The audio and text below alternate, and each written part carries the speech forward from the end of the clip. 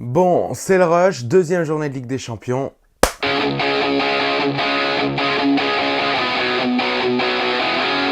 Alors juste avant, bon je dis un mot vite fait parce qu'on va pas le pronostiquer, Monts et Merveilles. Je vois le PSG s'imposer face à Maccabi, mais bon, qui ne voit pas le PSG s'imposer face à Maccabi? Le PSG, ils ont fait un match sérieux face à la Juve. Le PSG va s'imposer. Voilà, donc je ne vois pas trop d'inconvénients. En plus, ils ont fait plutôt un bon match, même s'il y a eu quelques périodes de carence face à Brest. Je les vois s'imposer assez largement. Ils en foutent 5 à Maccabi et on n'en parle plus.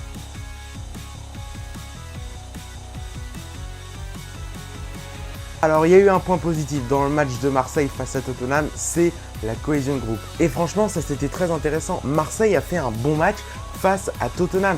Et ça il ne faut pas l'oublier, c'est-à-dire qu'il y a 70 minutes qui sont très intéressantes. Le problème de Marseille reste toujours cette histoire des 15, 20, 25 minutes, 30 minutes au maximum de vide où ils subissent, où c'est compliqué. Et en Ligue des Champions, alors ça n'est pas passé parce qu'ils ont été réduits à 10 et que forcément au bout d'un moment la défense a craqué, mais ça a été le cas aussi face à Lille, ça a été le cas parfois face à Auxerre, ça a été le cas dans plein de matchs face à Nantes aussi, où Marseille, à un moment, on les perd. Pourtant, le jeu de l'OM est très intéressant à regarder.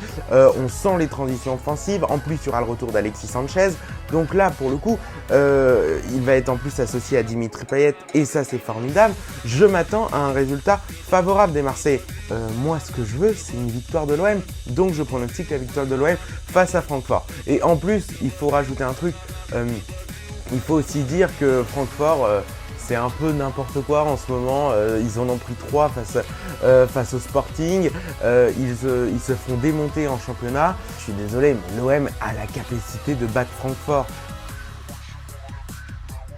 Le retour de Lewandowski à l'Allianz Arena. Lewandowski qui fait un super début de saison. Il a encore mis un but de passe décisive ce week-end. Ou avec le Barça qui a fait le boulot face à Cadix. On va pas y revenir là-dessus. Moi, j'aimerais plutôt m'atteler au Bayern parce que le Bayern est inquiétant. Il est inquiétant. Je l'ai déjà dit la semaine dernière avec la défense qui ne tient pas. Maintenant, bon, offensivement, on peut pas dire que c'est incroyable non plus parce que y a quand même une statistique qui est assez dingue, c'est que le Bayern a tiré 122 fois sur ses 5 derniers matchs pour 12 buts seulement. Le Bayern, c'est trop faible dans l'efficacité. Il va falloir changer tout ça. C'est pas parce que tu as une variété offensive, et je suis d'accord qu'il y a une variété offensive, mais le Bayern ne peut pas se permettre de rater autant d'occasions, quoi. Et puis, on peut pas dire non plus que forcément les gardiens sont ultra sollicités. Alors oui, Yann Sommer, quand le Bayern a fait un partout face à Mönchengladbach, avait fait un énorme match.